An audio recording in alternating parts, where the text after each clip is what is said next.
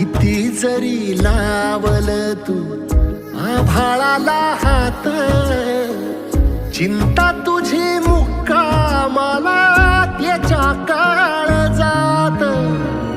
वाचतेच्या डोळ्यातली कधी कासावेशी, तुझ्या पायी राबान मी हाय त्याची खुशी र, हाय त्याची खुशी.